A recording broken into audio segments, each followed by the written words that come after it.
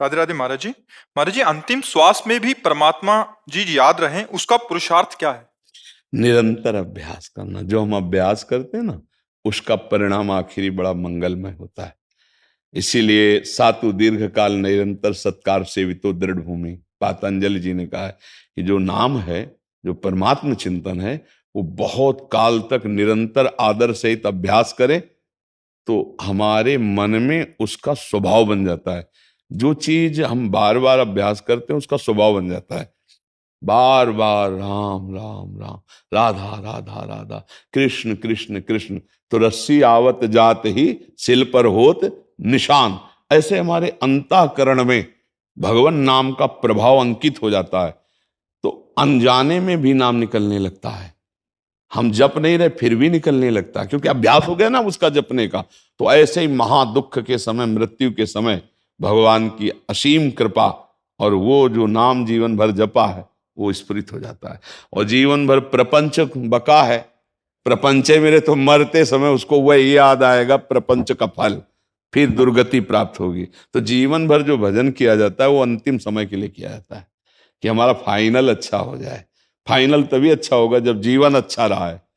अगर अच्छा जीवन नहीं व्यतीत किया, पाप करते रहे हो ऐसा ऐसा ऐसा, तो फाइनल में आपके वही आएगा चिंतन। वो फोटो खींचने का समय समझो, अगर फोटो खींचने के समय मुंह टेढ़ा कर लिया तो टेढ़ा आएगा ना। तो उस समय जो चिंतन चल रहा है आपका वही होगा।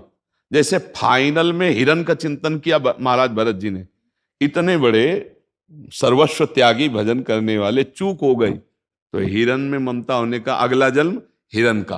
पुरंजन की कथा आती है, वो अंतिम समय अपनी पत्नी का चिंतन किया, वो स्त्री बना जा करके। अंतिम फाइनल भजन, जो जीवन भर तुमने भजन किया है, स्त्री का भजन किया, पुरुष का भजन किया, धन का भजन किया, घर का भजन, प्रपंच का, वो आखिरी में आएगा। और अगर भगवान को भजन किया तो वो आखिरी में आएगा। अगर हम निरंतर अभ्यास कर रहे हैं तो फिर इसमें भगवान की विशेष कृपा होती है कि उस समय जब भीषण दर्द का मूर्छावस्था आने वाली होती है, उस समय उसके राधा, उस समय नाम कृष्ण, उस समय नाम आ जाता है। या फिर किसी महापुरुष की कृपा हो जाए, जैसे अजामिल पर संतों की कृपा हुई तो आखिरी छोटे पुत्र का नाम नारायण रखा, और मरते समय ध्यान पुत्र का है और बुला पुत्र को लय, लेकिन नाम नारायण रखा तो काम बन गया नारायण।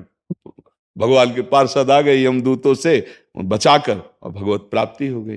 तो हम या तो संत कृपा और या निरंतर निरंतर अभ्यास भी साधु संत की कृपा से होगा। भजन बिना भगवत प्रेमी महात्माओं के संग के थोड़ी होता है।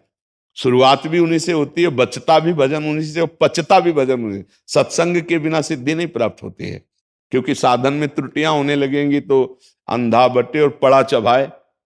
समझ रहे ना, कि हम करते रहेंगे, हमारे ऐसी गलतियां जो हमारे भजन को छुपाती रहेंगी, उसका प्रभाव, उसका प्रकाश नहीं हो पाएगा। तो हम अभ्यास करें नाम जप का, और सत्संग सुनते रहें, और भगवान से प्रार्थना करते रहें कि नाथ अंतिम समय आप कृपा कर देना, आपका नाम याद आ जाए।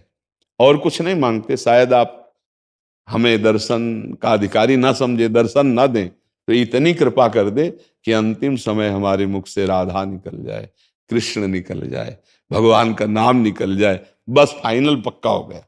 और हमें पक्का विश्वास है कि अगर आप भगवान से प्रार्थना करेंगे और नाम जप करेंगे तो अंतिम फाइनल बहुत बढ़िया हो जाएगा। एक कथा में वर्णन की चर्चा में, कि राधा बाबा के यहाँ एक जो बूढ़ी माई थी, वो आती थी पास के गांव से, और वो सोहनी लगा जाती थी रोज नियम से। कभी बाबा ने देखा नहीं, बातचीत नहीं की, पर दृष्टि तो चली जाती थी सेवा कौन कर रहा है। पता होता है, हम आपसे बात करें या ना करें, एक एक चीज का पता होता है कि श्री जी को किसने कौन सी सेवा दी, कौन सी सौन श्री जी के पास रही, कौन श्री जी की कैसे सेवा कर रहा है, ऐसा।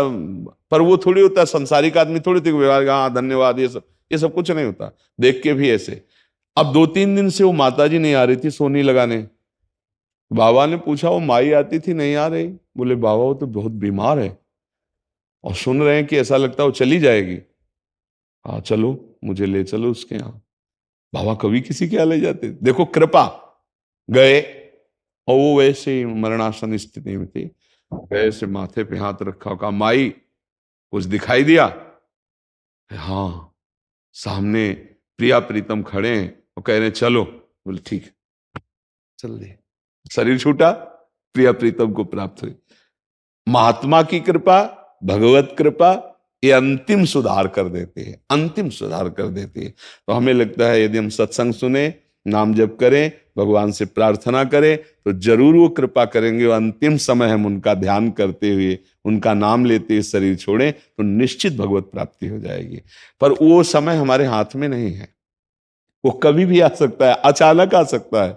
इसीलिए हर समय हम राधा राधा राधा ऐसा अभ्यास करते हैं।